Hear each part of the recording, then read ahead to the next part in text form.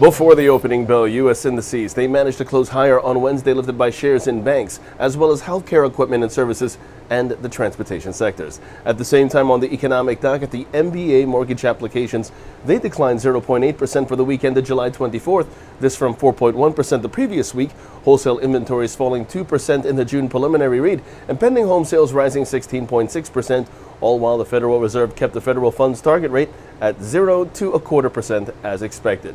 All while 85% of S&P 500 constituents traded higher Wednesday. Now, taking a look at the markets after hours, UPS jumping before hours after reporting second quarter adjusted EPS up to $2.13, strongly exceeding forecasts of $1.96 a year earlier. Sales up 14% to $20.5 billion above expectations.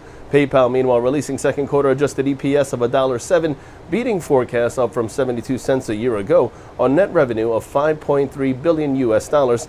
That too above the consensus. Now, in terms of expectations today, we do have several big corporations with earnings due out after the bell, including Apple, Amazon, Alphabet, and Procter & Gamble.